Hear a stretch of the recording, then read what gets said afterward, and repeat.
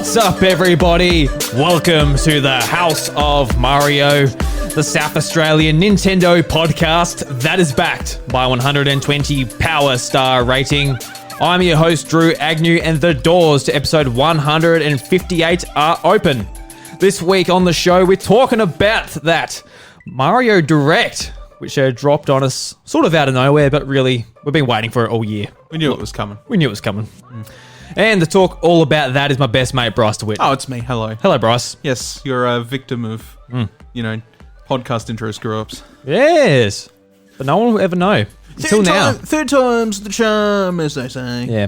I mean, I just was talking to you, funnily enough, because we're about to talk to one another to do a podcast. Oh, it's funny that, isn't it? It's a bit ridiculous, actually. It is, just a little bit. But yeah, this last week's just felt like it's been so long that I've forgotten how to do the intro, but now I remember. Thank God for that. Well, yeah, pretty much, yeah. I mean, I had to remind you the episode number. That come to a click on my head.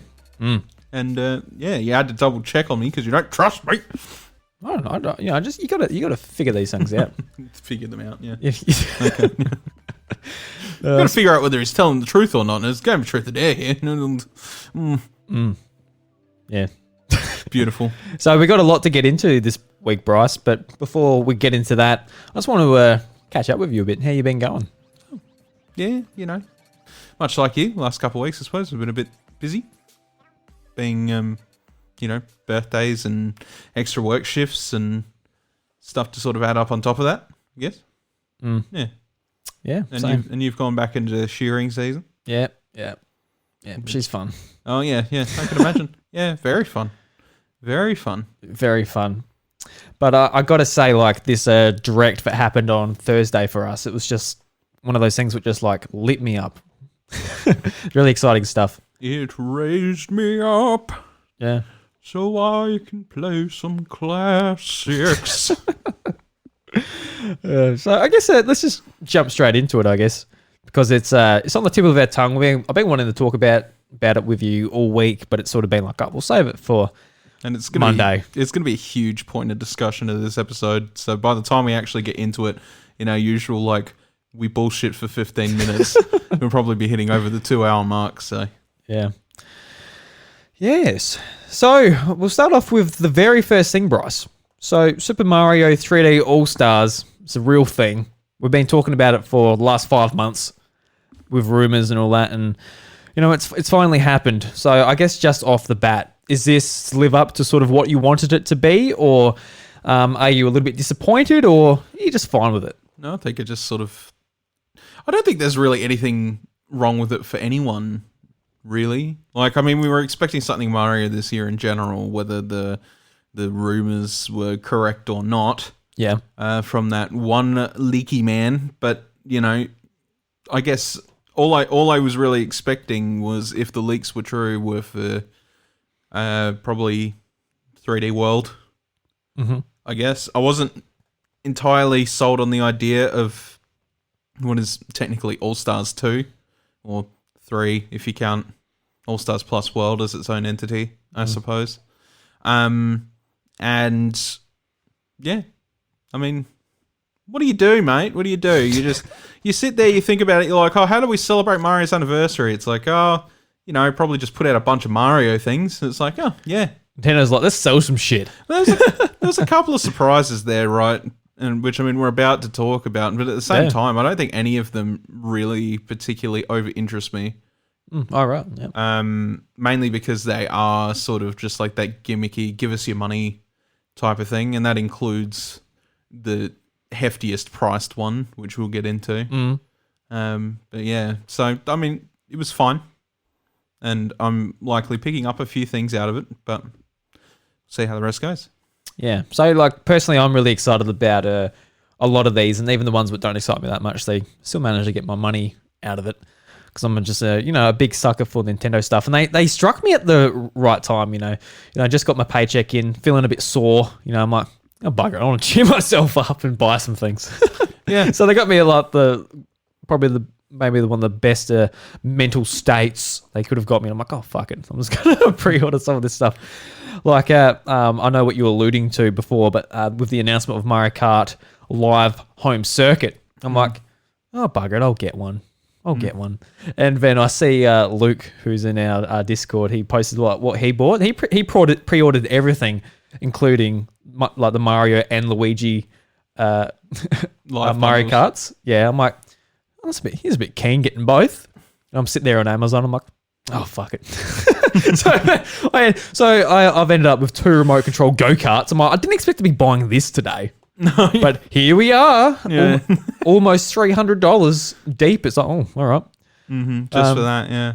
Yeah. So let's start off with 3D All-Stars. So it comes with Super Mario 64, Super Mario Sunshine, and Super Mario Galaxy. There was so many rumors throughout the year that 64 was getting a full remake, and whether it was Sunshine and Galaxy were getting the same treatment. It's up in the air. But obviously with this, none of the games are getting like a full remake treatment. We're getting like little niceties here and there with upped resolutions and Mario Sunshine's widescreen, which is great to see. But nothing too much. It's just pretty much what you think you're going to be playing if you go back to a 64. But if you go back to a 64 or a GameCube, it's going to be very blurry. Like, oh, but playing on here, it's going to be pretty good. So yeah, I'm personally pretty happy with this collection. I'm looking forward to playing it on Switch and being able to take it with me on the go, and especially Mario Sunshine, because I bought a copy of Mario Sunshine on GameCube, and going back to it, it's just too blurry. I can't play it. Yeah. But I personally can't play it. It's too blurry when I'm playing it on GameCube. So having an option that isn't, an emulator on PC, that's a really great thing.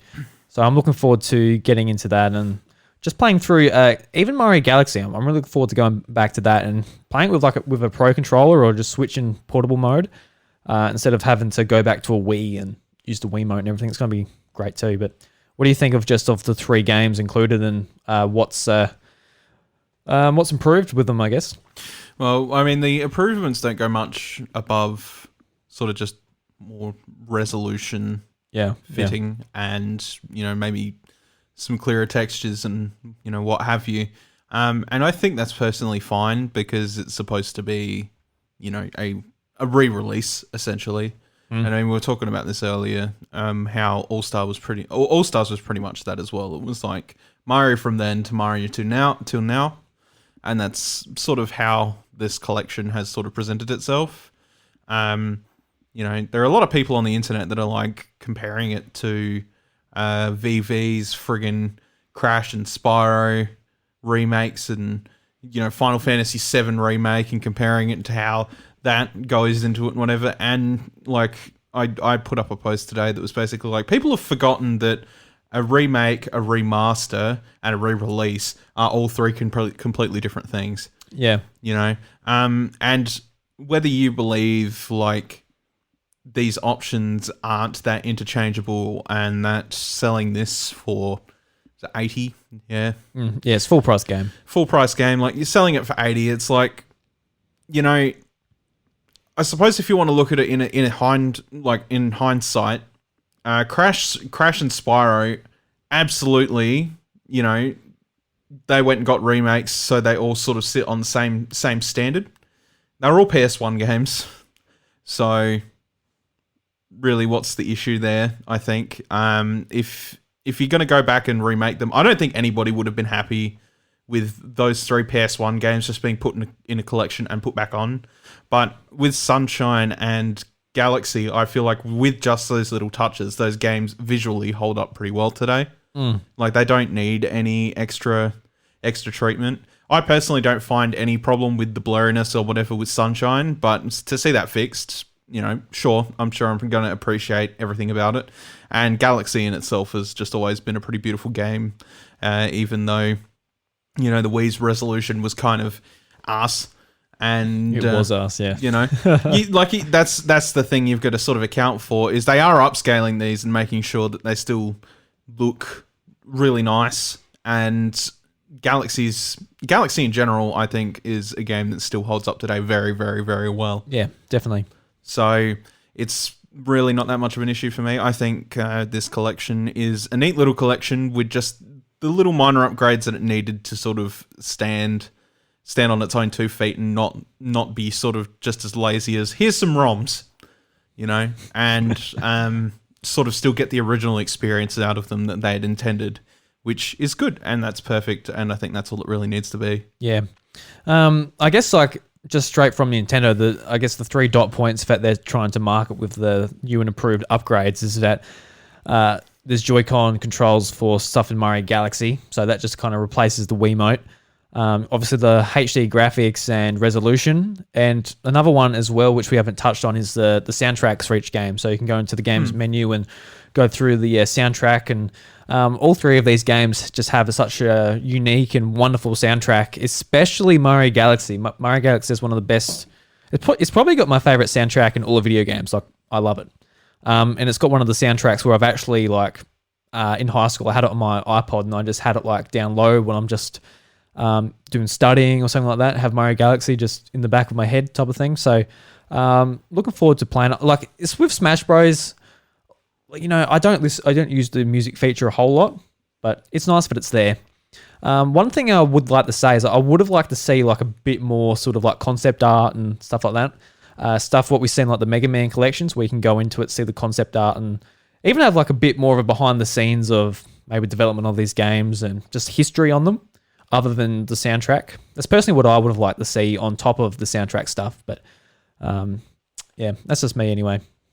So really looking forward to these. And another thing I just want to mention is that this package is a limited time offer, until like the end of March 2021. And this is what most people are angry about. Yeah, and a lot of people, I think they're rightfully so. It's a bit crap, especially if you're in a situation where you can't just splash on video games and stuff, and with the pandemic and everything that's going on, it is a bit unfortunate if like, well, I can't get it right now, when you've got it. It makes you feel like you're missing out, and you're going to miss out because you can't save up the full price game. It's not cheap, so I can say that, but.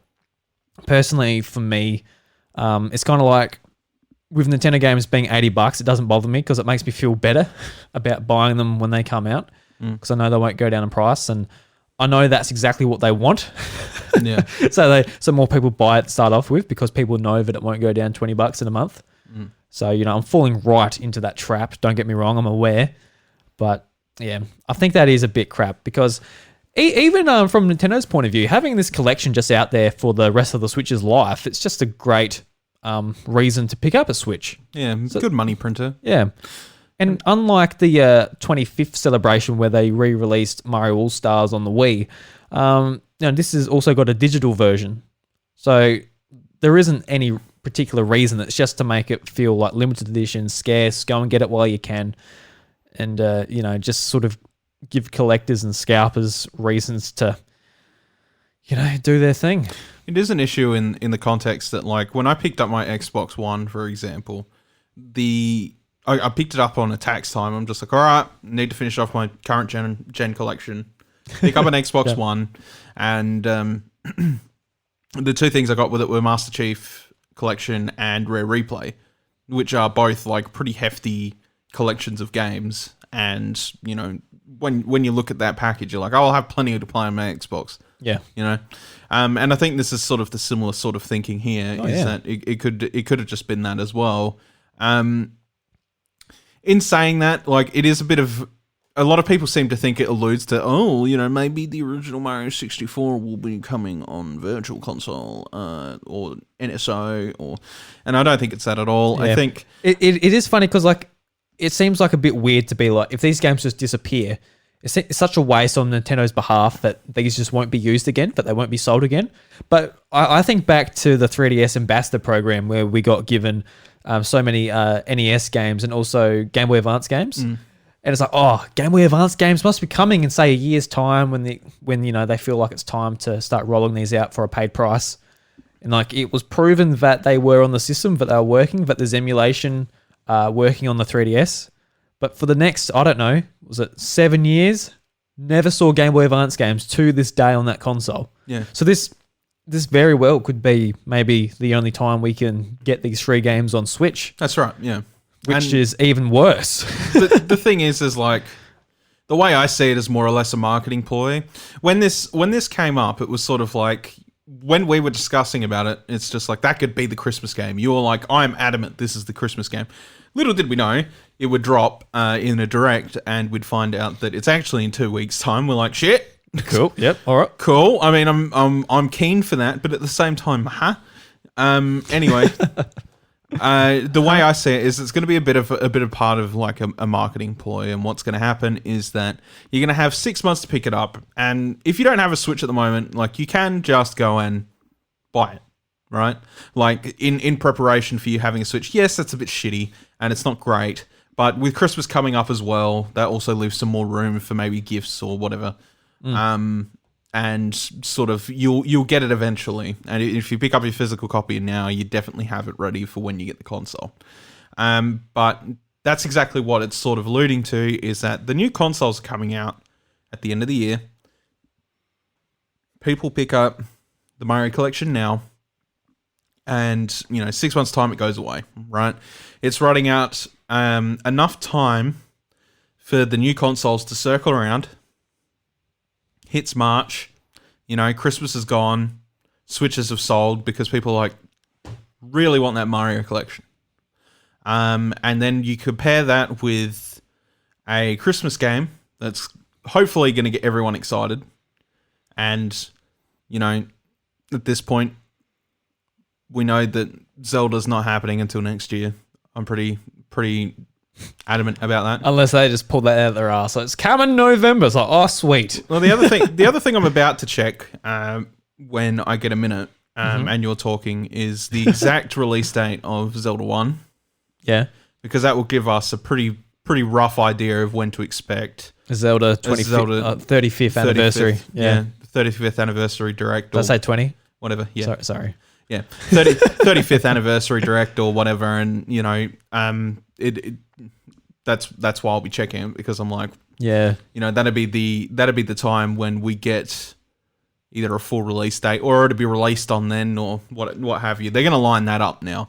I feel like preemptively, Zelda could have definitely been this end of year game, along with that Mario Collection. Would have been the perfect way to sort of snatch everyone's attention on this, because as far as we've known, like, this 35th anniversary direct has been delayed like quite some time. It's obvious that E3 was probably going to be the big time for them to be dropping all of this news. Probably a good thing, because now they've had more time to hash it out and like maybe get some stuff in there that wasn't in there before, and really make a good spectacle of it. But regardless, what have we got? Pikmin in October. Hopefully something that'll sort of grab the attention of everybody. December. Does Snap have a release date yet? No. So I suspect that probably first quarter next year. Yeah, but at the same time, who knows? Yeah, exactly. Yeah, and I think that's what they're sort of banking on, is that they have this Mario Collection that lasts 6 months. You've got to pick it up during this time, otherwise you're never going to get it. And you've got an end of the year game that's going to excite everyone, and like something like Snap 2 is, a real eye opener for people. It's like, I want that. We'll put a pin in this sort of discussion about the Christmas game until we get to another point down the line. But I just want to talk about sort of the three games themselves, because these games really are special, like all in their own right. So if you haven't played Super Mario 64, Sunshine, or Galaxy, you are in for a special treat. Like, honestly, these are some of the best games on each of Nintendo's platforms. So I would say, like, Super Mario 64, if you haven't played that, it might be a little bit hard to go back to, just for the fact that it is an older game. I know a good friend of ours, Bryce, Riley, all through high school, I'm like, you got to play Super Mario 64, dude. It is like one of 64's greatest games. Like, you got to play it. But he just couldn't sort of get around, its blocky graphics and everything. Yeah. And like, if you didn't play it when you were a kid, it's like, yeah, fair enough. But like, for example, I'm able to go back to that game, especially just so easily, because I've just spent so much time just playing in it, let alone playing the game itself. So really special game. At least like try to sort of get used to the graphics and that. And if you don't, well, That's unfortunate. You're missing out. That's right, yeah. So Super Mario Sunshine, that's the game for me I spent the least amount of time with, just for the fact that I didn't have a GameCube when I was younger. But I've always played a fair bit of it, then sort of dropped it. I've never actually finished it. So this is going to be my time to actually finish the game and not just play through half of it and go, oh, well, and drop it. It's easily one of my favorite 3D Marios. Just for the amount of movement options and stuff that you get using Flood. Yeah, it'd be it's one of the most versatile in movement in the Mario series, really. Oh, absolutely, yeah. It's you spray a patch of water in front of you and you slide on that patch of water, you immediately rocket down faster, or, and then you've still got your other attachment. So you've got the regular Flood attachment, which can already enhance your movements, and then you've got your secondary attachment, which is, going to do as much as make you hover or blast you up in the air real high or rocket you at speeds like lightning. Yeah. It's really good. I just want to get your sort of take on how the Flood controls might work on the Switch Pro controller. Just with the triggers on the GameCube, you're able to sort of leverage your pressure with the triggers, whereas the Switch Pro controller or the Joy-Cons don't support that. What do you reckon their workaround for that might be? I don't think it's going to be necessary. Don't reckon? Because I know a lot of racing games, they're just not as good on Switch just because you can't control your acceleration. Mario Kart doesn't matter at all. You don't really have control over your acceleration. But if you're playing Need for Speed or something like that, you really want that sort of ability to slow down and go around corners and that. But yeah, hopefully it's not an issue for Sunshine. A lot of people saying that it might be an issue. Other people will say, whatever. But hopefully it's not. It might be an issue. It could be when you're actually trying to squirt down some ink or something, with just how far the distance is.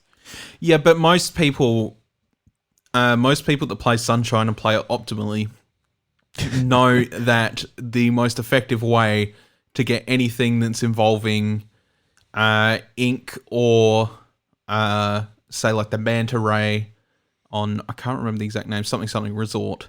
The most effective way to get that done at all is to not even worry about it and just jump and pump Flood, because it just makes this big conal shape of water droplets. Yeah. And it just does heaps at a time.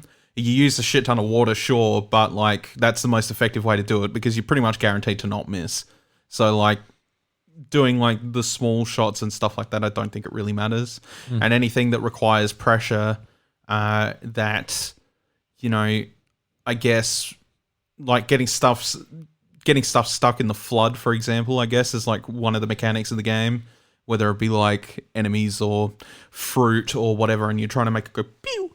Yeah. I dare say it'd just be a meter up thing, like it would be with the rocket power up, where it goes and then you can sort of just launch it to whatever degree you need.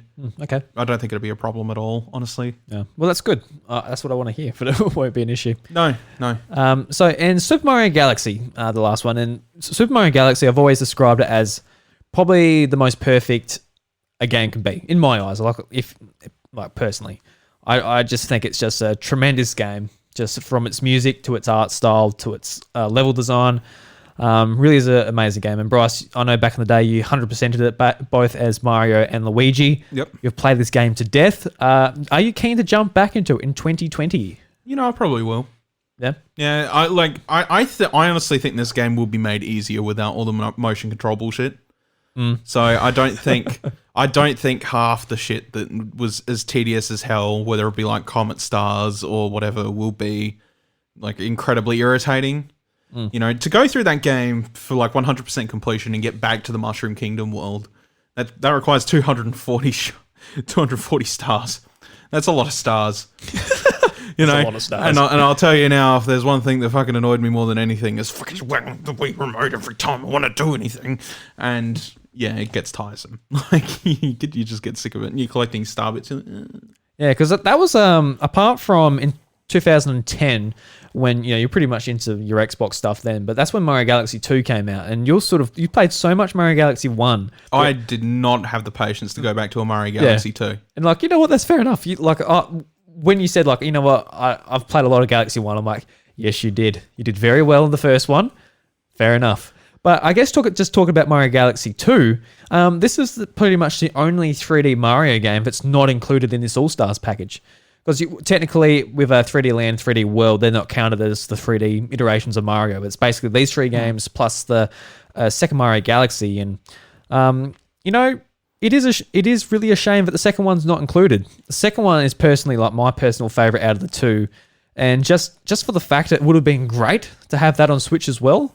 It is disappointing. Like even if later down the line is like, hey, Mario Galaxy 2 available for $40 or whatever they want to charge, I'll be happy with that too. But it's just a bit of a shame. And I know like a lot of people did miss Mario Galaxy 1 because in 2007 the Wii was at its peak. A lot of people playing it. First Mario Galaxy game, everyone's excited. But 2010, a lot of people like yourself, like myself, all right, it's time to play some Call of Duty, time to play some Xbox or PS3, and a lot of people did miss it. So, it would have been great to see that included. But I mean, you let me borrow your copy, and I just did not have any semblance of patience to bother.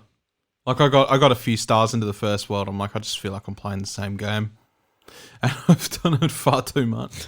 So I'm like, yeah, nah, this is it for me. I don't need to play 2. And I never did, and I probably never will, to be completely honest with you. Maybe it's like half with the direction that they went with it. I think that was more annoying. I guess it just felt like Mario. It's like you'd been hit by the fucking, like you come back down from Earth, and the first thing from space, and the first thing Mario had seen was fucking Will Smith from Men in Black, and he's like, oh, and you're like, oh great, so Mario's just forgotten everything that happened, I guess. Yeah. He's a forgetful boy. He's getting old. He's probably looking. He's like, we have the shape. We have this ship that's shaped like your face, but don't worry about it. We don't know you, not at all. And like, I think the other thing as well is just the observatory in general. In my opinion, I know that a lot of people have fucking mixed opinions about this fucking thing, but the observatory for me was just like a magical little hub that actually just, made me feel like it was kind of its own sort of entity. Yeah, I say that. I don't like level select Marios. I'm just not not a fan. Yeah, no, I definitely see pros and cons to both. But it does sort of blow my mind that Mario Galaxy, one of the best Mario games out there, probably the best one, to be honest. Whether you come down on that, but just the fact that there is a sequel to one of the best Mario games out there. And if you didn't play it in 2010, I think you should go back to it one day. Whenever you're in the mood for a Mario game, make that Mario Galaxy 2. Nah. Man. I just want to fucking bang my head into the fucking table. I have my penchant for Galaxy 1. I enjoyed it that much, and it come at a time where I was very limited in what I had to play. Yeah. My mother had just gone through a divorce, and I had gotten a Wii as a birthday gift from someone who was my father's. He was my father's best friend, and he's sort of been in my life for most of my younger years, trying to step in places where where my dad couldn't because he hasn't been around. And yeah, he picked it up for me, and then I sort of went and ventured out and got games for it myself, and did whatever. And Mario Galaxy was one of those things where it's just like, I can invest time into this because we're in an internetless household. We can't afford it in our budget.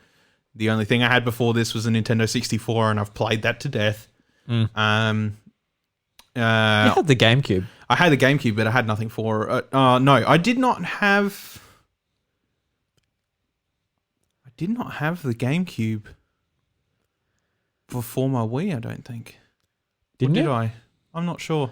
I remember playing... No, you did, because I remember bringing my Wii over to your place, and we were also playing Mario Party 7 or whatever we're playing. I do remember this, yeah. But the thing is, at the time as well, is the time I got my GameCube is when everything was fucking fading out of fashion. Hang on. Yeah, I know you got it late. Yeah, what a story, actually. Ladies and gentlemen, this is my GameCube. It's got the GBA player attached, and no disc to go with it. So rip Drew, who ended up with it in the end. That's a funny story how that actually full circle. Yeah, so basically what happened is I went and sold this to somebody who really wanted to just play GameCube, and that happened to be Seamus Mullen's older brother, Darcy, and he ended up with it for a while, who then passed it on to Seamus, And then Seamus passed it back on to Drew. So now he's ended up with my old GameCube. I sold this thing for $50 and now it lives on his shelf. So it went full circle and now here we are. And if anybody wants to donate their GBA player disc for poor old Drew over here, you're more than welcome. Because I talk about this all the time. I've always just wanted a good way to play my Game Boy Advance games on the TV.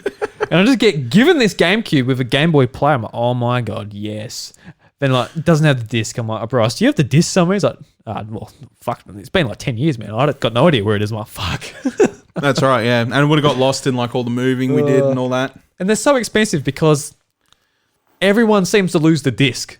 Yeah, because you don't. They come in like a shitty little case. It really was not like anything special. Like a little sleeve, yeah. Yeah, but yeah, I mean, it's there. The GameCube's there. It's on the shelf, you know. So it's part of our, I guess, memorabilia back here. So yeah. Anyway. Yeah. So yeah, we're excited about the collection. The limited time thing's a bit crap, but at the end of the day, we're buying it day one. Mm-hmm. So now the other thing is like going back on like anniversary and talking about like old titles. Yes, Legend of Zelda. Legend of Zelda. The Legend of Zelda's original release date was February 21st. Ooh. So, you know, not far on into the year, we're probably going to hear something about Zelda. So that Skyward Sword remaster that came up on Amazon, that could very well be a hint to February next year. An actual thing. Yeah. And, you know, I think a lot of people are sort of like, All-Stars collection, but for Zelda. And I'm like, you know what? They've already got 2 games lined up for it. And Ocarina of Time chucked in that package would probably make a pretty sweet deal for like a Hero of Time collection type of thing. That'd be really nice. But the chances of that happening are pretty low, I think, at this point. It would be really good, but you've got to look at it this way. If that's come up on Amazon this early, February 21st, we're going to be hearing about Zelda news then. That's pretty much 100% certainty. I honestly don't think we'll have Breath of the Wild 2 at that point, but at that point, that will be when they announce it, and I don't think it'll be that far off of the anniversary date. Yeah. I think it'll probably be like, March, April. It's very possible. Because obviously we don't have much news in the ways of things that fill the gap until then. Yeah. So, yeah. We'll talk about this sort of the February part next year. Mm-hmm. So February 12th, 2021, a port of Super Mario 3D World is going to be coming out. It's actually got a sort of a brand new title. So Super Mario 3D World plus Bowser's Fury. And this is going to be pretty cool. I'm personally a pretty big fan of 3D World. Bryce, I know you don't really care about the game necessarily. Neither here nor there about it. Yeah. But this one's got a fair few new things in it. Obviously, with the biggest thing being the sort of expansion, Bowser's Fury, where we just, at the end of the trailer, just sort of see the camera zoom into Mario when it's got a real, storm setting and... really dark. Yeah. Nintendo are really starting to pick up on our fans like dark and edgy. Yes, I love dark and edgy in my Mario games. Just in general, I think. But this looked really cool. Sort of, it looks more like a hub world in the 3D World engine, which for the rest of the 3D World game, it doesn't really do that. It's all level select and jumping into levels and getting into the flag, and that's pretty much it. Whereas this looks like you could go into this looks like there's heaps of little doors around the place, like shrines almost from Legend of Zelda Breath of the Wild where you can go into, and maybe, I don't know, whether it's challenges where it's like, Bowser set up these challenges and you're doing them, or it is something more akin to just a normal levels when you're going into them. But I saw that you said on Twitter that it would be great if it was like a sort of like a Banjo-Kazooie type thing. So I don't think that was me. Wasn't it? No. I did say to you... that I would love it if it were like sort of more like a Kaizo approach, like harder difficulty platforming situations. I assume that is it. Like, just from the sort of tone they were setting and just calling it Bowser's Fury, it sounds like Bowser's set up some difficult challenges. Which is what I hope for that game, because that game was so simple that it hurt. I think I beat it within 8 hours and I was done with it. And I'm like, cool. Did you do all the stuff at the end, though? All the challenge stuff? Oh, yeah, I did all the challenge levels. Yeah, shit, yeah. Oh, shit, yeah. It was really not hard. It was quite simple. I can't even remember what it was now. it's sort of like, it made me think, but oh my God, that game is 7 years old. Yeah, it's hard to believe. Oh my really. God. Is it really? Like, Jesus Christ. It came out 2013. It was November 13th, 2013. I think I had been out of home for a year at that point. Yeah. What? No kids. Christ. Yeah. So, like, with this Wii U stuff, it's actually, I was thinking about it the other day, it's really starting to tap into some nostalgia, like early Wii U and, you know, Mario Kart 8 coming out, Smash Bros. For Wii U. It's really starting to tap into something nice, which I'm looking forward to. But along with, so there's some new additions. I believe there's multiplayer there's online multiplayer, which wasn't included in the first one, which is great if it works. And some other little changes have been made too. So like the running speed for all the characters has been turned up as well. Game Explain's done like a side by side, and you can see that Mario and the other characters are running faster. Which, thinking back to it, it was never a complaint for me that the game's too slow. But other people seem to have those criticisms. So hopefully it fixes the game for those people that were thinking that. So yeah, because it was good, because when I was it came out just before Christmas time initially, and people were coming over and I'm like, oh well, let's play some Mario. Whereas I never had that with Mario Galaxy or any of the other Mario games where all right, let's play together. Whereas having a 4-player Mario 3D World was actually a lot of fun. I actually quite enjoyed it. So yeah, I'm looking forward to the game, but yeah, it's not coming out until February. And that sort of just comes up with like, the big holiday game, whatever that's going to be. It sort of seemed like that this might have been that title, because they are adding what seems like, a pretty significant part of new content to the game. So it seemed like that might have been, say, for November, but was delayed because of whatever reason. COVID-19. Probably the thing that's affecting everything at the moment. I would say it's that. But what do you think about that?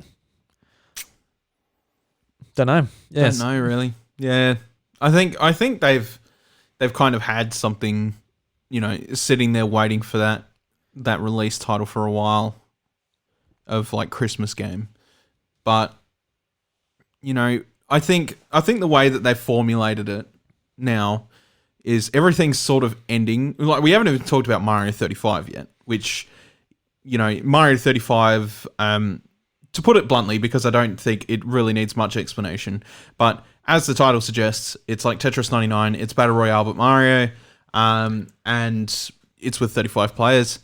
Essentially, that also comes out pretty soon, I believe, and October 1st. Yeah, and then runs until March 31st. Mm-hmm. That is also when the 3D collection ends. Yes? Yes, it does. Okay, and 3D World plus Bowser's Fury comes out mid-Feb. Right, so technically Bowser's World plus Bowser's Fury is going to be like the end hurrah for the 35th anniversary. They're going to be like, that's it. 2 weeks later, you're going to have Zelda.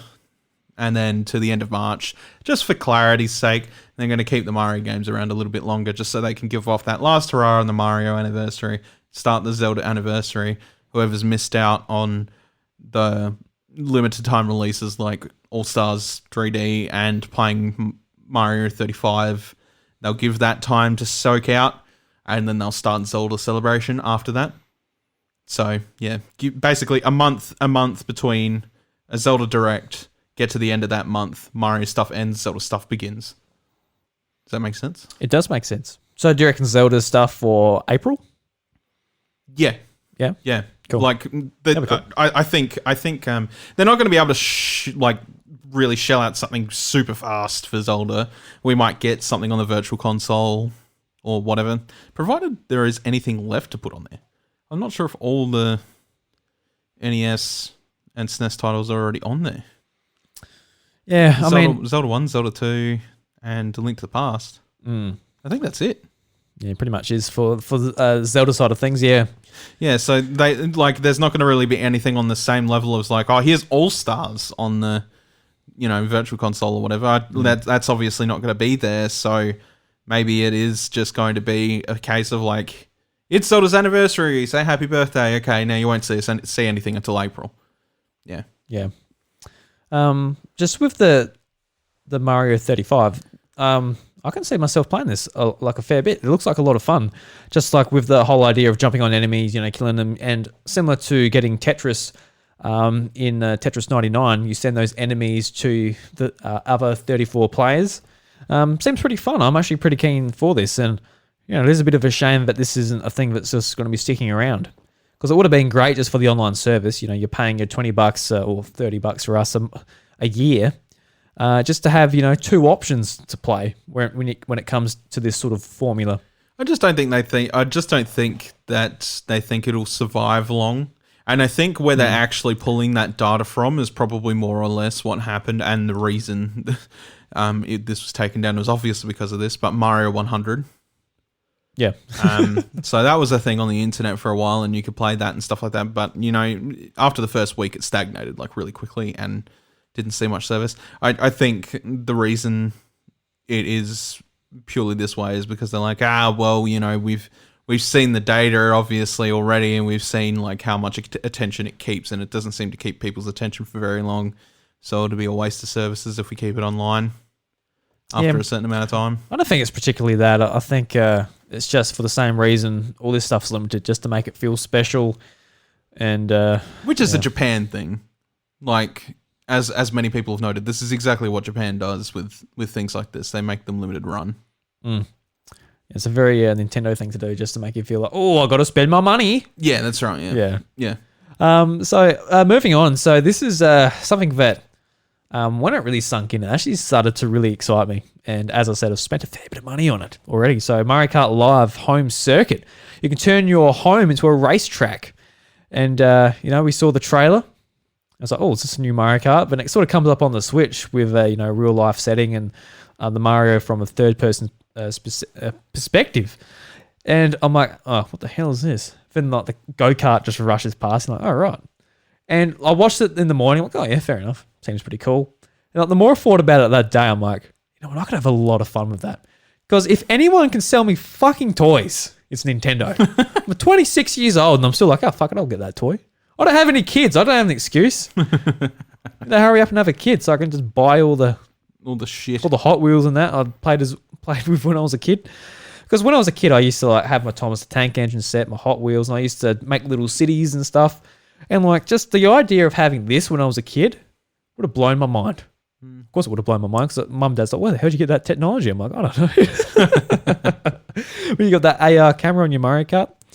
But yeah, I can see this being a lot of fun. Hopefully it works as advertised. Because I can see myself, basically my house, I've got the living room sort of in the center, and I can go around the hallway into the kitchen, into the dining room, from back into the lounge room. So I've got like basically like a little circuit I can make. And it's all hardwood floor, so it will work fine. So I can put my Switch in the TV and just sort of like drive around the house. I just hope the walls don't block the Bluetooth connection, because we do know the Switch has real shit wireless capabilities. So I hope it doesn't just like go around the corner. So, we've run out of Bluetooth. Sorry, mate. Because if it does that, then it's like, all right. So I'm just doing donuts in my lounge room then. That's what it sort of leads me to be. But, as sort of an adult, I'm not going to go to all the effort to set up all the signs and make a real sick looking track. But I can see kids really getting into it, like colouring in their own signs, putting them up, making jumps and stuff. I reckon it'd be, like, I'm really excited about it. And I'm like, you know what, bugger, I'll get it.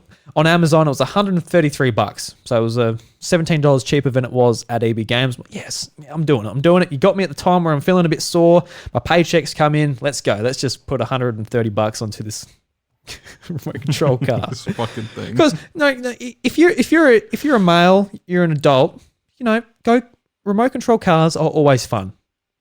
Yeah, they're always fun. They're always fun. I can attest to it, because the thing is when Evie's birthday party was going on the other weekend, Mum was like, Arthur's going to get something to unwrap as well. So she picked up like this Hot Wheels remote control car that was at the post office. Oh my God. 40 down to 10.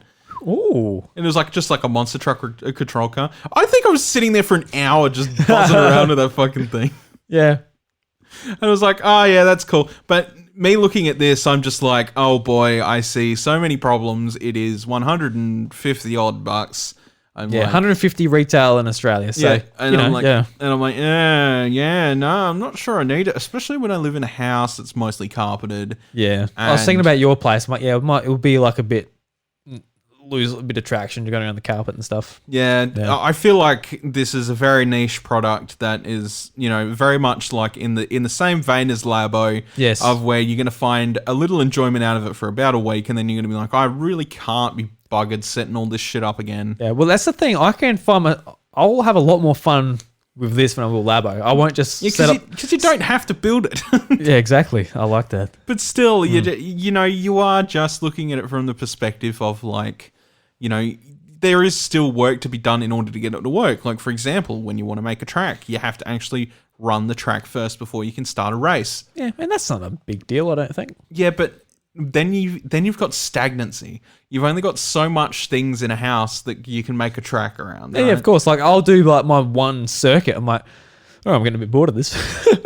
but we could go out into like the sale yards where there's this asphalt, and we can take our switches and we can make a little track, do some little jumps and stuff.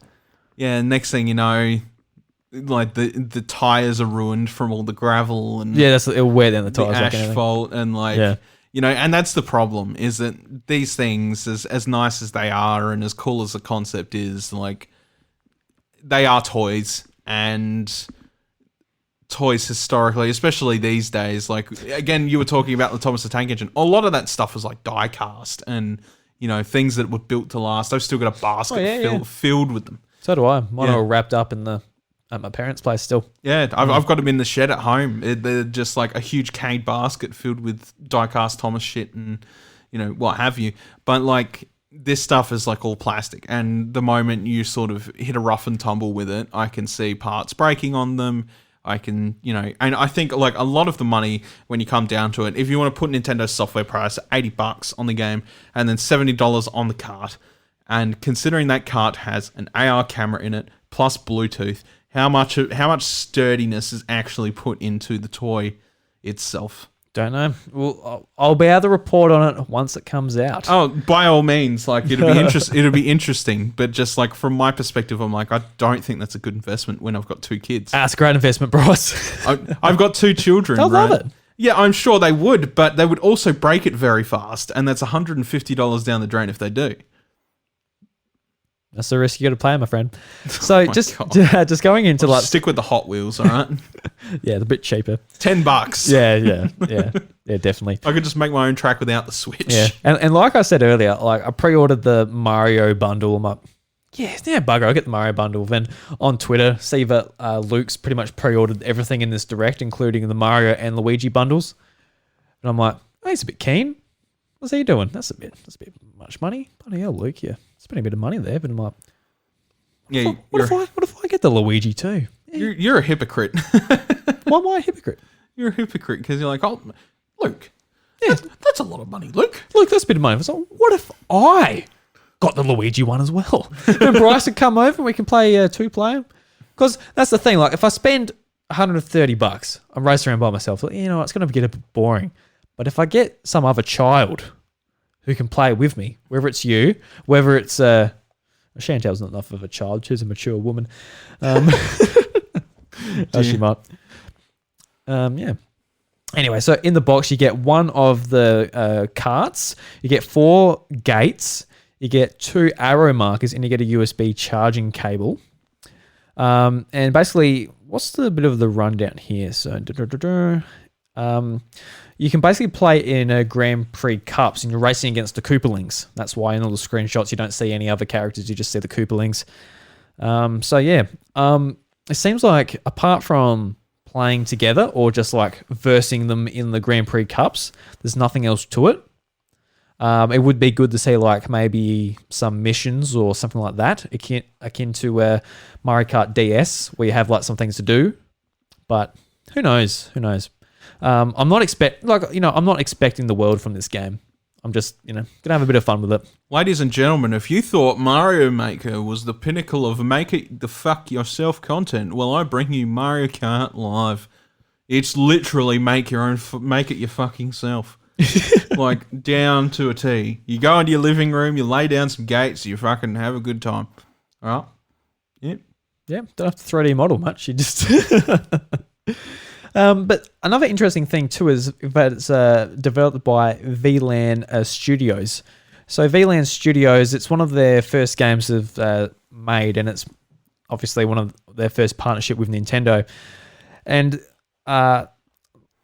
late last year, this is from Variety, that EA to publish new team-based action game from indie studio VLAN. And basically, a couple of the co-founders were from Vicarious Visions from Activision, and they've helped on games such as Destiny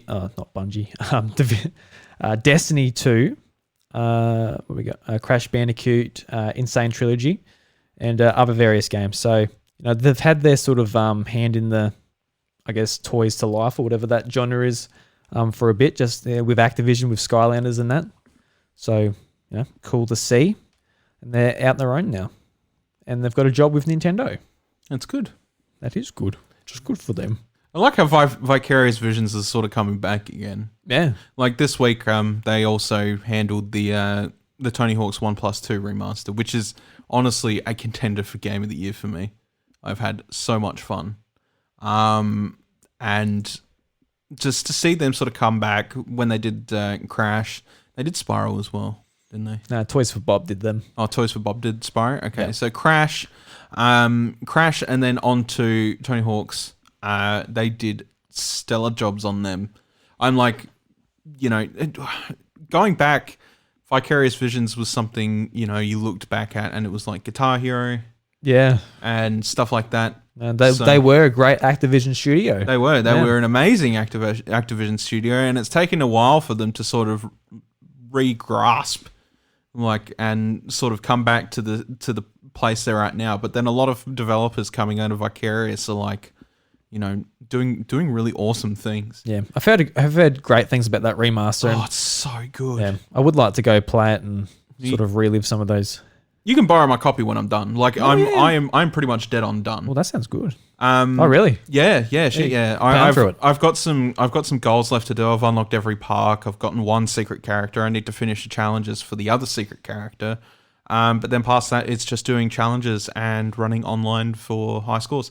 But it's sort of like the reason I have a lot of faith in Vicarious developers at the moment is because when I look at that game, I'm just like, not only have they taken everything I loved about the first two Tony Hawk's games, but mechanically they also took a lot that was great about 3 and 4 and maybe a little bit onwards as well, and added stuff that made chaining together combos in that game, like reverts and wall plants and manuals and just all this stuff conglomeratively that even though it's only a remaster of the first two games, it feels like you're playing something that's more complete, like 3 and 4. Yeah, I heard that it's got more of the mechanics of 4.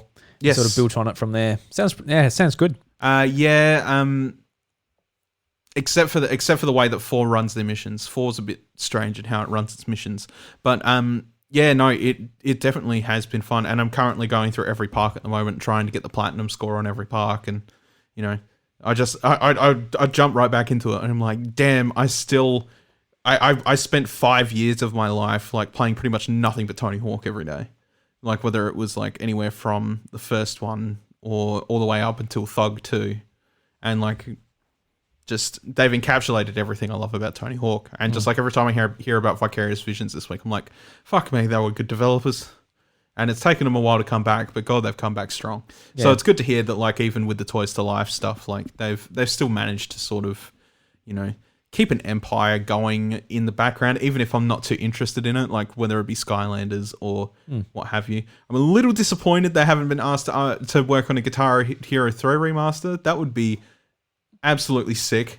And if Vicarious Visions, if you're listening, do it. Just the whole studio. Just the whole studio. Just get on it. And this is where they're like, shit, somebody wants Guitar Hero 3 remastered. And they're just like, yep, straight on it. Just clip this conversation and send it to your boss. Vicarious Visions, get on it. Guitar Hero 3 remaster. Anyway, so, hearing that these developers have still retained something that's so great about them is just so refreshing. You know, it's something. It's something that like even with Rare, like you think back with Rare, I'm just like, God, I have such a love for just about everybody on that team. You know. Yeah. Yeah. Yeah. Actually, what platform are you playing? Tony Hawk's PS4. Tony Hawk, PS4. I just got it on PS4 because I was just like, you know what? I don't know if there's any extra secret characters in the game yet, and like nobody had combed it enough to find out. But I bet you 100% that if there's going to be a secret character in that game, it's going to be locked on PS4 because I can guarantee it'll be Spider-Man. Unfortunately, there is no exclusive content amongst it. So my platform of choice was like whatever. And like, obviously for a while, I've been off supporting PlayStation for years. So I was like, damn it, I supported them. But They got you and they didn't even have to... no, they didn't have to do much. But like, if Spidey was there, I was going to have Spidey, you know, like... Yeah, because he was a character, wasn't he? In 2, yeah. And you were like, oh my God, you're playing a Spider-Man. And, you know, that's something that I was like, yeah, I have to have that if he's there. I really hope Crash Bandicoot's in there somewhere because there's kind of no reason why he shouldn't be in there as a hidden character. No. As far as I'm concerned, the way the outlook's looking for that game is we've already got 2 secret characters. There might be more added in later on. But a lot of people are seeming to think they'll probably have the third one as DLC. Right. Like the third game as a conglomerate because it's pretty much the exact same thing. Yeah. As a month after the release, Activision will put in the battle pass. That's how you get them. You know, and then from there, I think the primary focus with that game is trying to not push monetary content unless it's to expand. And that all depended on how the reception of this game was going to be, you know, on release. And just the internet has blown up about it. They're just like, God, I feel like I'm back in college again. It's just like, I feel like I'm 5 again. Well, no, technically a little bit older than that, 6, but you get my point. Yeah. Yeah. It's been an absolutely awesome experience. So it's good to see that this studio that's working on Live is Vicarious developers because I feel like a lot of ex-Vicarious developers, but X still means a lot when it comes to those guys. Like they still made awesome games in the past, you know. So hearing that like fills me with a lot of confidence in them getting it to work correctly, especially given Skylanders, Guitar Hero, etc., etc. Yeah. Give me Guitar Hero 3 remaster, please. Yeah, please. So the next thing, which I haven't actually heard you talk about much, which I kind of assume just means you don't give a shit. So they announced that a Game & Watch Super Mario Bros. Edition will be coming out. So they say get into the spirit of the 35th anniversary of Super Mario Bros. With the Game & Watch Super Mario Bros. Out November 13th.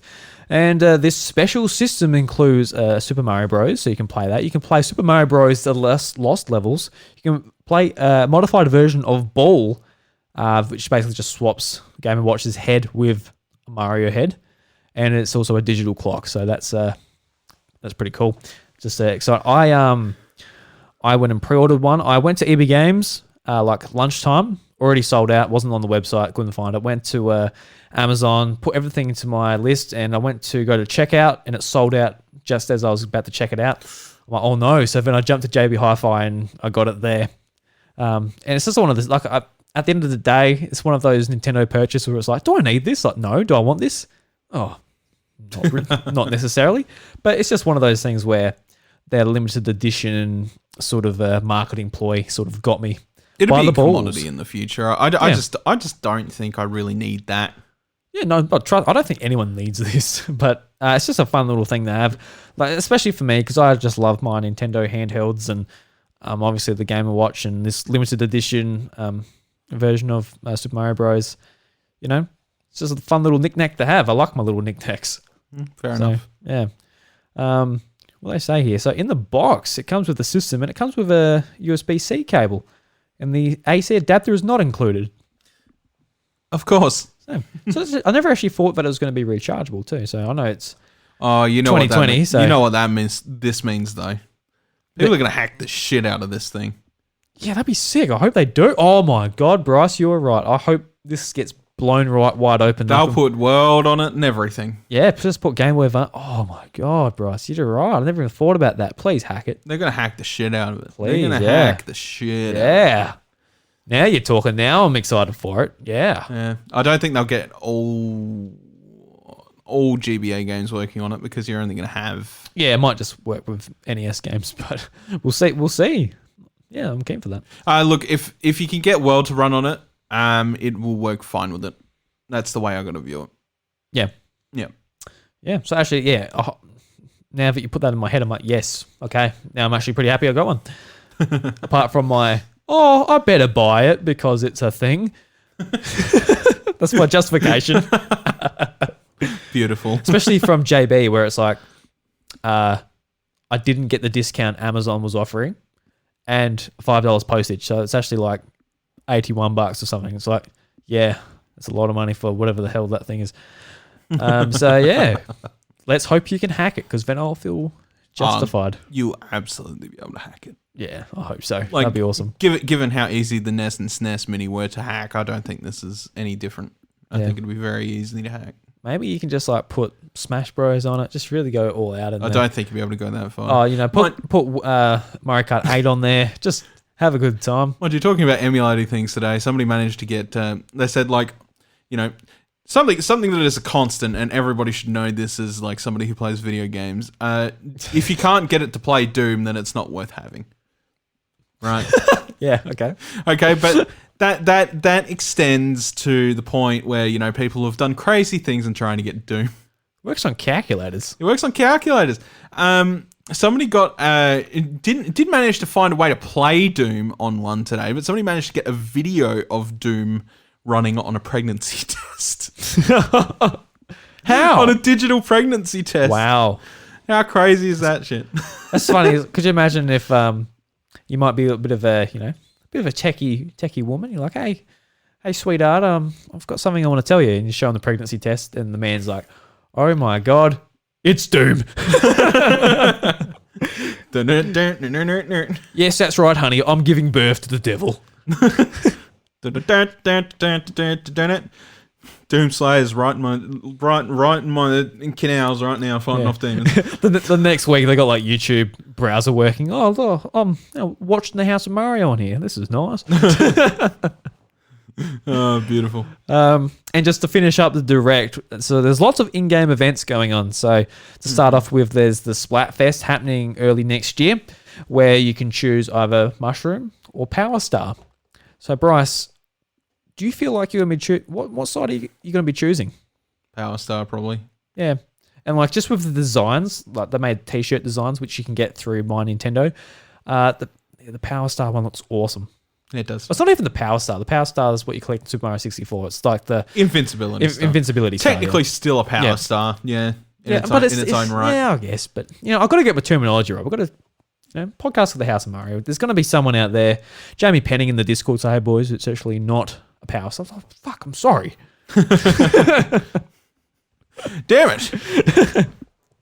Oh, I got sacked from my own show. You're fired, Drew. See you later. No, I'm saying. I bet you didn't even know that somebody put out a demo for like a really cool looking 2D Mario today. I did. I saw it. Yeah, flashback. Yeah. Looks really awesome. dope. Yeah. And too bad to be taken down tomorrow. Oh, yeah. If it's not taken down right now, I'll be surprised. But it's like Nintendo, if you actually made something that looked like that, instead of just like went with like the same thing for the last 10 years with the new Super Mario Bros. Series, well, maybe you'll get the same reaction from people going, oh. They really, really need to do what Sonic Team did for Mania and just learn to work with some of these people that are crafting these things. Oh, yeah. Because, my God, not only would they find some, like, brilliant developers just through proxy of their love of, like, Nintendo, but, like, also get some really banger products out of it. Yeah, absolutely. I definitely agree. And even with, like, a similar thing, maybe even being for, like, the Pokemon series, Zelda, like, there's lots of series where they could benefit from that idea. But it's just like, Miyamoto's gone on record, especially with Mario Plus Rabbids, like, all right, my games, Mario jumps. What does he do in your game? And, like, obviously, Mario murders people with shotguns. Yeah, he's got a shotgun in Mario Rabbids. He doesn't actually, but you don't get the idea. And these spin-off games, he does different things when they're made by other developers, but that's probably why I won't see him or other developers just making platformer games. But yeah, I definitely agree. I'd love to see that. So there's going to be an event in Super Smash Bros. There's going to be a tournament where you play as Mario characters, Mario-themed items, and Mario stages. So that could be cool, or it might be very bad. Yeah, who knows? Who knows with Nintendo Online system? They said something about Mario Kart Tour, but I really sort of glazed over. They did have the retro style Mario and Donkey Kong. I'm like, oh, that looks cool, but the game that it's in sort of negates anything cool that I just saw within these 3 seconds. Oh, Mario Kart Tour, we hate you. Yeah, we dislike you quite a bit, Mario Kart Tour. You can put that in the rubbish bin. Yes, directly. Right next to all those bananas and shells I've put in there. Yeah. I have to ask, why are the shells in the bin, Drew? Because if someone steps them on the floor, there'll be Koopa guts all over my new carpet. Oh, I thought you were making turtle soup. I was getting a little bit excited. Oh, no turtle soup here, mate. Oh, mate. Oh, no turtle soup here. And there's a 35th anniversary themed Ninja speedrun course coming to Super Mario Maker 2. So cool stuff. Cool stuff, Bryce. So yeah, that's all of the Direct. We talked about that for a long time. But you know, it's been a long time in the making, really. Yeah. Been talking about the rumors for a long time. Whether it was, there's a full remake, or it's just a collection, or it doesn't include this, or it includes that. Now we know it, and it's coming out very soon. So I'm looking forward to getting to play these games portably. Whether it, even like Super Mario 64, obviously there was Super Mario 64 DS, so we've had a lot of experience playing that game handheld, like many moons ago. Mm-hmm. But Galaxy playing it handheld is going to be a lot of fun, just without motion controls, which would be great. And Mario Sunshine, this is the first time Mario Sunshine has had a re-release ever, apart from the GameCube version, the original version of it came out. No virtual console, nothing. Nah. So finally, good. Yeah. Yeah, hell yeah. It's a surprise it never got new play control or something like that. Yeah, for the Wii. Yeah, like you would have thought, but no. Not at all. You could have pointed your Wiimote. I'm going to squirt there. I'm going to squirt that little fella over there. And you point towards him. You go, you're all wet now, haha. Then you jump off through Delfino Valley. You're like, yay! Look at me. They make the rocket control, so you have to go. Yeah, you're just like constantly shaking, like, I'm charging up my water. Soda pop. Like in the Mario Party 8 where you're doing like the wine bottle. You got to shake it up as much as possible. Yeah. And everyone on the couch is just like, I actually thought that was really cool how they do the thing where like you put your thumb over the Wiimote, then you let go, and that's when like the pour pot. I thought that was actually quite cool. Wasn't that one in WarioWare as well? Probably was. It was. Yeah, Yeah, you had to do that, and then you go, and then you got like some really badly drawn dudes going. That's great. Yeah, that's awesome. It was great. Yeah. I miss WarioWare Smooth. Nintendo remaster it. Yeah, remaster that and bring out a new one, please. Yeah, for sure. Intelligent Systems, what are you doing? Making Paper Mario just released? Just no excuse. WarioWare. You've completely forgotten about WarioWare. The most integral game that you haven't got on that system yet. Yeah, out of like all the new games that could be announced for Switch, like if they come out the next day saying, hey, there's a brand new 3D Mario platform, I'm like, oh, whatever. But WarioWare, that's where it's at. Oh, yeah. Yeah. Oh, yeah, you have no idea. Oh, I have a little bit of an idea. I'm saying the same thing. And keen for Smooth Moves Part 2s. Smooth Moves Part 2s. Oh. Just before we move away from the Mario stuff, Puma have Super Mario sneakers. Oh, of course, yes. The fabled sneaker drop that every company seems to be having lately. Yeah, and they actually look really cool. I would like to pick up a pair, but I don't know. It seems like a lot of effort. They seem to be pretty hard to get. So in Australia, they'll be $180, which I don't know if that's a good price for Puma shoes. No idea. And they're available from the Foot Locker from September 14th. I'm on an article on Vooks.net, and I click on the fact that they're available, and I click on the link they've provided, and it takes me to the Foot Locker, and it comes up with an unavailable page. So whether they've already been sold out at the time of recording, I'm not quite sure.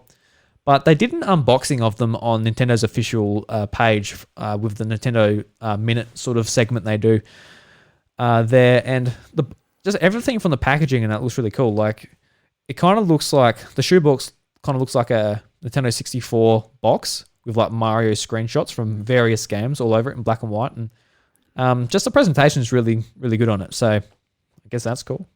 Yeah, I'll quite like a pair of them. But $180 is not too bad for a pair of premium grade sneakers. Yeah. I paid $140 for my last pair. Yeah. But I've got a ginormous foot too, so that doesn't say much. But yeah. Just one. Just one ginormous foot, Yeah. The other one's just like, yeah. Severe club foot syndrome going on there. Just huge foot. You know what they say, large feet. Big yeet. Yeah. I'll just censor you right there, okay? You can throw very far if you have large feet. That's right, yeah. Yeah. So we just got a couple more articles, Bryce. So let's play the little news jingle. Woohoo! Yeah! Bika, bika. Is that all? I fight for my friends. Like body. Fantastic. That's how it's done. It is. So a few weeks ago, Bryce, we talked about sort of Nintendo's pretty rubbish policy of no refunds on the eShop. Yes, we did. And only recently have they sort of changed things in how you can sort of cancel pre-orders. Which is good. Yes, this is a very much needed feature.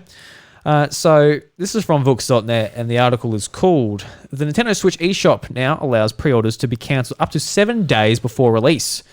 And the article reads, Nintendo has today changed its policy on pre-orders for the Nintendo Switch eShop, and you now have the ability to cancel them. It's also changed when you are now charged for pre-orders, which is a big one too. Mm-hmm. Before today, if you pre-order the game on Nintendo Switch eShop, it would charge you right away, and the game would download. You also wouldn't be able to cancel that pre-order afterwards. Now, from today, if you pre-order a game on the Switch eShop, you can cancel that pre-order up to 7 days before the game is due to be released. You will only be charged also 7 days before release, not at the time of pre-order. Games will still preload, but they will now only preload 7 days before. You can cancel on the screen below at any time. So basically you go to your account settings and where you'd find a wishlist, re-download, all of that sort of stuff. You now go down to the bottom under past settings and you'll be able to find the pre-order section. All your pre-orders there, and there's just a button underneath everything where you can just cancel the pre-order. One note, if you change your eShop region while you have anything pre-ordered, all of them will be cancelled as well. So if you're swapping regions, keep that in mind. Any existing pre-orders prior to September 1st, 2020, since they have already been charged, cannot be cancelled. So this is a pretty big change, because usually you'd be like, all right, I want to pre-order that. Takes your money straight away. Absolutely no changing it whatsoever. Mm-hmm. But I know personally for me, this happened to me when I pre-ordered all my stuff on Amazon. Like I put all my money into my account. I'm like, all right, I'm going to get that. And the pre-order, and it takes no money. And then it's kind of like, I want it to take my money because I've already I've already set it up to be like, all right, I want to pay for this because I have the money now. Here it is. But then it sort of stays in your account. And I noticed like that is my like online banking account. So like subscriptions and that start, getting rolling taken out of through. it and all that. I'm like, that aspect of it is actually kind of a bit annoying to me. Yeah, it is. Because I'm just like, if I want to pre-order something, that isn't me being like, oh, I'm so hyped, I better get my copy before they all run out online, because obviously they're not going to run out online for this type of thing. So I'm just like, all right, I want to use my vouchers or whatever, pre-order the next 3 Nintendo games coming out and just have it done, have it dusted. Yeah. So that aspect to me is a little bit annoying, but just the fact that if you pre-order something, so if you're like Deadly Premonition 2, the first one was really whack, I want to play the second one because surely the second one's at least on the same level. Turns out it's not. It barely even works. At least you can cancel it. Say like the month before when you start seeing gameplay come out and trailers, you're like, oh, this looks really bad. So then you do have that time to cancel it. But, as people will be quick to point out, if you want to be safe, just don't pre-order stuff. That's probably the easiest way. But sometimes stuff does just sort of come out of nowhere that when you think they work, they just don't. So that's sort of rolling into the next story. So this is from My Nintendo News. And Final Fantasy Crystal Chronicles Remastered Director addresses feedback. So we talked about it last week, but Final Fantasy Crystal Chronicles online doesn't work in New Zealand and Australia. And this is the case for Nintendo Switch, PlayStation, and iOS. So it's not just the Switch version, it's just the game servers. In general. Just aren't working. So the article reads, Final Fantasy Crystal Chronicles Remastered Edition recently launched on the Nintendo eShop and other video game platforms, and users have encountered numerous issues with the game. The game's director, Akari Ronmoma, butchered that the hell, but it is what it is, has taken to the Square Enix site to address these issues and announce what the company plans to do to resolve them and add additional functionality. Here's what he had to say. This is Final Fantasy Crystal Chronicles Remastered Edition Director. Thank you very much for playing our game. We've received a lot of feedback from our players since the game was released and are moving to address all of these issues raised as quickly as we can. But I must apologize for making the delay in making an announcement about the situation. I also make my sincerest apology for the inconvenience caused during play. First of all, the situation where players were unable to play immediately after launch was caused by our servers going over capacity. We run maintenance to increase that server capacity on August 29th, which has led to comparative stable running afterwards. Going forward, we will move to address any further issues as required. We would also like to release rapid updates to address the bugs that are getting in the way of players' experiences with the game, and are working on update schedule announced below. We're also looking into making further updates in addition to those detailed below. Once we have reviewed player feedback, we will make further announcements once the update content has been finalized. I must again apologize for the inconvenience caused to our customers and beg for your understanding as we try to put things right. Thank you for your continued support of Final Fantasy Crystal Chronicles Remastered Edition. So, yeah, end quote. A lot of things that are sort of going wrong with this game. They opted for online-only multiplayer or co-op multiplayer instead of local multiplayer because of just, development time, and implementing both just wasn't on the cards. And going with online-only, but then also not having the server to support that, seemed like a missed opportunity. I just think like this game in general is riddled with, I guess, forewarning issues just in that statement alone. Like the fact that it's got no local, it's just like, well, this game is going to be dead, pretty much as soon as the Nintendo Switch Online service comes off. It's pretty much useless to anyone. Well, that's a lot of online games in this age, I guess. But yes, it is. Yeah, but a lot of them do opt for platforms that are going to have a longevity of life, whether it be on PC or something that can support it in the long term. Whereas we know that Nintendo, for Nintendo Switch at least, it definitely won't. We know that. I'm not sure. It's not on Xbox One, is it? No, it's only on PlayStation 4 and Switch. And iOS, yeah. And iOS, yeah. So iOS will obviously sort of keep its thing, but the thing is like once you take that off that, and then you've got the PS5 coming at the end of the year with only a very limited support of certain PS4 games. Yeah, all games past, I think it was April last year, have to support PS5. So this game will be backwards compatible on PlayStation 5. But who's going to play Crystal Chronicles on PlayStation 5? Oh, there'll be some people. Yeah. Not enough. Won't be me. I won't be playing that on PS5. No, but my point is that there is really just a serious backdrop of like this game is going to die as soon as the next console generation is going to roll around. I think. Yeah, well, it's going to die way before then with how their launch went. Well, I mean, like despite how their launch went, like it wasn't really going to last long at all. The people that would have played it would have had enough of it by then. New consoles would have rolled around, popped in or whatever, and then all of a sudden, because of these new consoles, you're going to get a lot of people that are just like, time to move on. Yeah, I think if they have to pick one, which they say they did, I would have went with online as well, just for the fact that a lot more people would prefer to play online than because they won't be able to catch up in person and all that stuff. But a game like that, it's very important that I think it did have local multiplayer. It's sort of like when Halo 5 came out and LAN wasn't supported. Yeah. It was online only. Like, that community got an uproar in that as well, because Halo was very much the LAN game to have multiplayer sessions, get your Doritos out and smash some Pizza Hut, and you weren't able to do that. Yeah, that's right. So it's a similar thing with this, especially when people that played the original game on GameCube and had like the Game Boy Advance hooked up and all of that. It's not really delivering on that experience. But no. Yeah. I mean, it's sort of, I was keen on playing it, but with all this news, it's sort of passed me by now. Yeah. No, they've lost me. Yeah. And we did have the opportunity to like check it out, but just with our schedules at the moment, it's like there's no way we're fitting it in. And it's a good thing that we didn't, because we would have been handed on some codes or whatever, what have you, and we literally wouldn't have been able to play it. Yeah, it would have been like, well, that game is, the title screen had good music. Yeah, beautiful. Yay, that's the review. Yeah.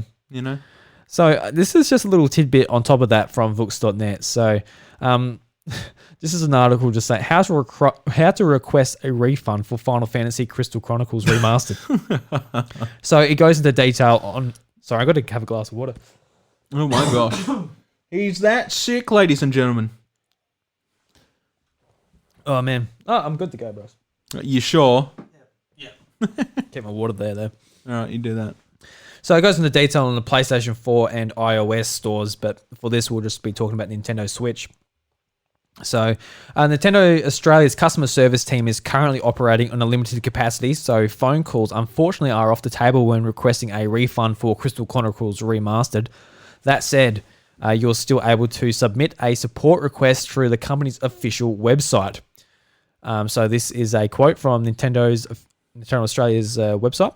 So if a game has a problem which entitles you to a refund under the Australian consumer law in Australia of the Consumer Guarantees Act in New Zealand, you can contact us and receive a refund, the same as when you return a physical product to the stores when it has a major problem, which, when it doesn't work, is a breach.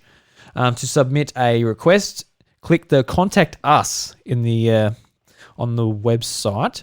Enter your details, select your country, and then select Other when asked what your inquiry relates to.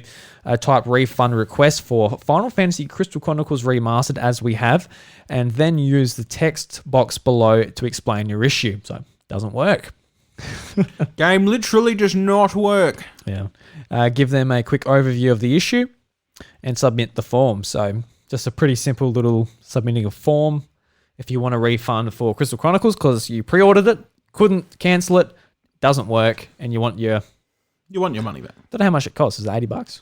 Probably. It's a full price game. Yeah. So yeah.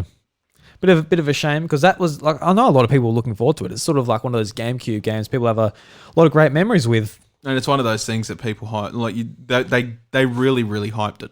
And like yourself as a Final Fantasy fan, were you pretty interested in this or not really? I was neither here nor there, knowing that it was online only, and that in itself is a restriction that I can't get past, which is saying something as somebody that plays a lot of online games. Jesus. We've got Corona here. Anyway. Hope not. Definitely don't have Corona. Everyone just takes us out of the ears like, ooh. But it is a very serious sort of thing when you can opt for online, not put in local in a console that has been known particularly for not having great online capability, like to the point where your best option is to have a separate attachment that adds an Ethernet port to your dock and play it docked. There is some real problems there where it's just like, you know what, maybe I will just not bother. And like that is definitely, something I was just like, guess I'm just giving this a pass anyway. I was interested in playing it because it is a Final Fantasy game, but as for purchasing it, I was really not in the way of like, yeah, this would be day one for me. Like it wasn't going to be that for me at all. Yeah. Well, it is a shame because I know people were looking forward to it. Yeah, definitely. Yeah. Oh well. So Bryce, that brings us to the end of the news, and I think might bring us at the end of the episode as well. I reckon it will. Reggie gets a 2-week vacation this time. He does. Yeah. He's probably in there just like, when these boys coming in, I miss. He actually looks forward to our visit every week. But here we are, just sort of ignoring him. That being said, you know, I could imagine that, you know, he's actually not in there and he's just got a tape recorder playing it, right? He's like, I missed the boys. And he's actually off in Hawaii somewhere with a sun hat on and like one of those open like Hawaiian shirt pattern deals, and he's just sitting on the beach with a pina colada, soaking it up, you know. And he didn't invite us. Yeah, well, you know, he wants us to he wants us to feel bad for him. You see, like that's his intention here. Wow, Reggie, you're a mean man. So everybody, thank you very much for listening to the House of Mario episode 158. If you enjoy the show, leave us a review on Apple Podcasts. Helps us out with the algorithms and finding all of new listeners and all that fun stuff. I can't stress that enough. Go and check out the House of Mario Encore, which is available on podcast services and YouTube at youtube.com/idruby. You can find myself on Twitter at idruby. You can find the show at the House of Mario, and you can find Bryce at ivrevan.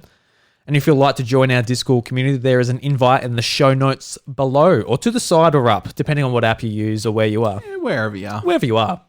You might have your phone locked, like so you can't rotate it, and you might be above it. So I don't know where you are in the position of your particular app, but you will find the show notes nevertheless. Beautiful. Just wonderful. Beautiful.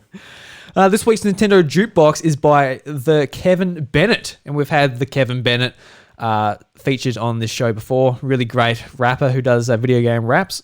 He did one about Nickelodeon stuff too. That was really cool. And The Simpsons. It's pretty cool. Yeah. But this one's called Super Mario Freestyle, and it's pretty cool. So guys.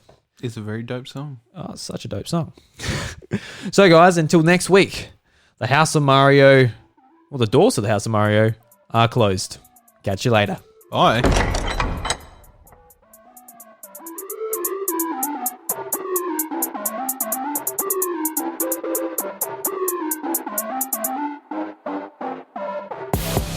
Stand back, make room for the dude that can rap. I ain't playing like a one-player game at a friend's house. You can all watch from the couch, better yet, take a nap. Money in my mind with an M on the hat. I do not need pair of fingers to snap. Ask her what she want, what she sitting on my lap. Gave her liquor in the flash, now she digging in my back. I'm blonde like a Princess Peach. Your girl 4 out of 10 doesn't interest me. Dollar signs in the bank only interest me. Only time that you pop when you sip Pepsi. Little brother got the green like Luigi.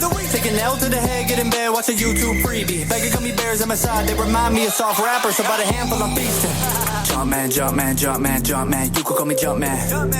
Fireballs coming out the palm, wouldn't take long to achieve a sunset. Hit the block, get the coins coming head first. With the white gloves, get stained when I do dirt. I'm superb for a reason. Spitting is so superb by the season. Cold like a freezer in the North Pole. Got more flow than a snorkel. Assault the beach just like a savage vegan. Turn it red and blue, marry your wardrobe. Aim for the torso, hitting the floorboards. Rapping in plastic, get a hit in the floorboards. They be in horror, bending need more gore. Bitch, I've been twisted like a head full of cornrows.